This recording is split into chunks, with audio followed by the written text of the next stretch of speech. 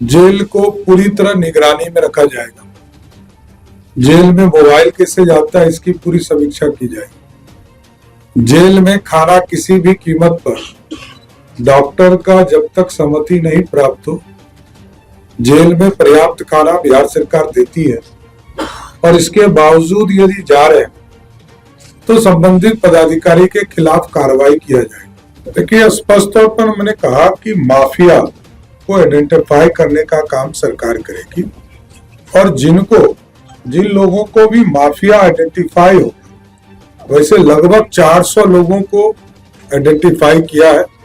सरकार ने न्यायालय में इसके लिए आवेदन दिया है, 2 की सहमति मिल चुकी है और आगे सहमति मिलेगी तो सबके संपत्ति को जब्त करने का काम। जो अपराधी हैं, चाहे वो किसी भी स्तर के माफिया हो, जमीन माफिया हो, बालू माफिया हो या शराब माफिया, इसको चिन्हित करने का काम किया जाएगा। उनके खिलाफ कार्रवाई की जाएगी। जो हमारे यहाँ जितने स्कूल कॉलेजेस हैं, पिंक पेट्रोलिंग के तर्ज पर सभी जगह कोई रोमियो घूम नहीं सके, कोई हमारी बहनों को छेड़ ना सके, बच्चियों को नहीं छेड़ सके, इसके लिए विशेष फोर्स लगाने का काम किया जाएगा। और सभी के छुट्टी पर, जब स्कूल कॉलेज में छुट्टी होगी तो विशेष तौर पर अभियान चलाकर वहां पर पुलिस फोर्स पर्याप्त उपलब्ध कराई जाएगी और कोई छेड़खानी नहीं हो सके, इसकी चिंता की जाएगी। साइबर क्राइम हो, साइबर फ्रॉड हो, इसको देखा जाएगा। सोशल मीडिया पर किसी को भी गाली देने वाला, उनके खिलाफ कार्रवाई की जाएगी। कोई किसी को गाली नहीं दे सकता है। गृह मंत्री बनते ही सम्राट चौधरी ने एक बयान दिया था, आने वाले दिनों में अपराधियों को बिहार छोड़कर वापस जाना होगा। सम्राट चौधरी इस बात को जानते हैं, गृह मंत्री बनना उनके लिए काफी चुनौती है। अगर वो एक परसेप्शन नहीं बना पाते हैं, अगर अपराध रोकने में असफल होते हैं, तो ये उनके राजनीतिक जीवन के लिए जो है वो दिक्कत भरी बात हो सकती है। ऐसे में सम्राट चौधरी काफी गंभीर हैं। अब पदभार ग्रहण करने के बाद कई बड़े ऐलान कर दिए और साफ तौर पर कहा है कि कई माफियाओं की लिस्ट जारी हो चुकी है, उन पर कार्रवाई होगी, किसी को नहीं छोड़ा जाएगा। इसके अलावा साफ तौर पर कहा है, सोशल मीडिया पर जो कोई गाली गलौच लिखते हैं उन पर भी साइबर क्राइम की टीम निगरानी रखेगी, उन पर भी कार्रवाई होगी। और दूसरा, लड़कियों के स्कूलों और कॉलेज के पास कोई भी मनचला लड़कियों को, बहन बेटियों को छेड़ नहीं पाएगा। इसके लिए एक अलग से टीम बनाई जाएगी जो महिलाओं, लड़कियों की सुरक्षा की जिम्मेदारी लेगा।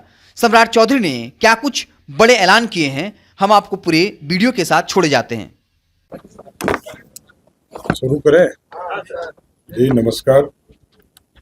आज गृह विभाग में पदभार ग्रहण हमने किया माननीय मुख्यमंत्री जी के निर्देश पर, और आज इस प्रेस कॉन्फ्रेंस में उपस्थित हमारे महानिदेशक, आरक्षी अधीक्षक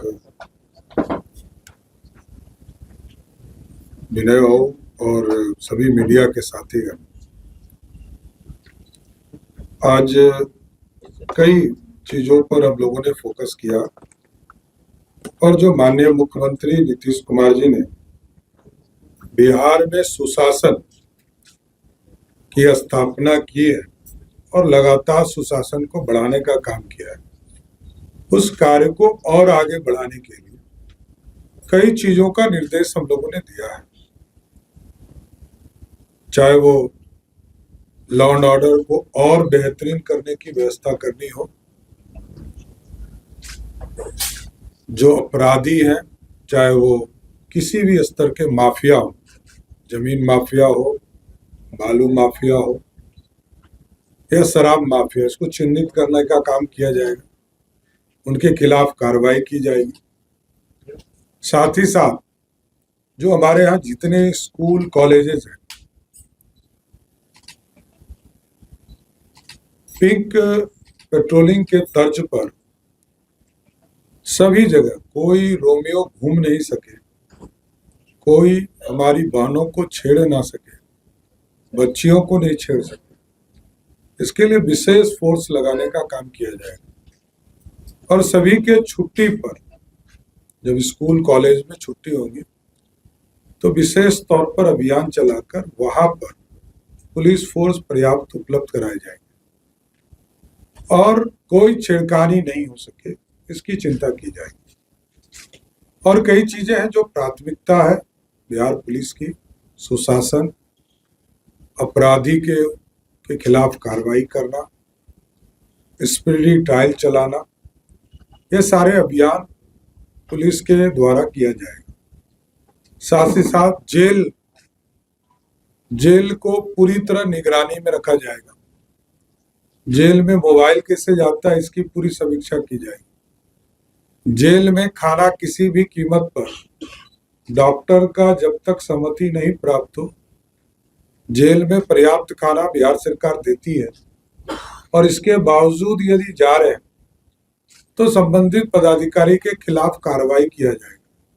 इन सब चीजों को भी हम लोगों ने केंद्रित किया है। साइबर क्राइम हो, साइबर फ्रॉड हो, इसको देखा जाएगा। सोशल मीडिया पर किसी को भी गाली देने वाला, उनके खिलाफ कार्रवाई की जाएगी। कोई किसी को गाली नहीं दे सकता है, आपत्तिजनक बातें नहीं कर सकता है। जो भी ऐसी शिकायतें आएगी सबके खिलाफ कार्रवाई। इसलिए पुलिस पूरी सख्ती के साथ गृह विभाग बिहार में कार्रवाई करेगी और नीतीश कुमार जी के जो सुशासन है उसको स्थापित करेगा। धन्यवाद। सर, अवैध जो अपराधी है, अवैध संपत्ति अर्जित है, क्या उस पे बुलडोजर कब तक चलेगा सर? आप देखिए, स्पष्ट तौर पर मैंने कहा कि माफिया को आइडेंटिफाई करने का काम सरकार करेगी और जिन लोगों को भी माफिया आइडेंटिफाई होगा, वैसे लगभग 400 लोगों को आइडेंटिफाई किया है।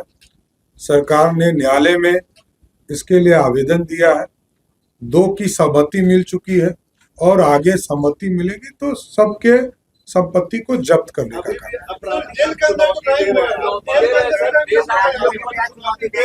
देखिए, मैं बार बार कहता हूं कि ऑर्गेनाइज क्राइम नहीं होने, किसी भी हालत में ऑर्गेनाइज क्राइम करने वाले खिलाफ बिहार की पुलिस सख्ती के साथ कार्रवाई करेगी। धन्यवाद।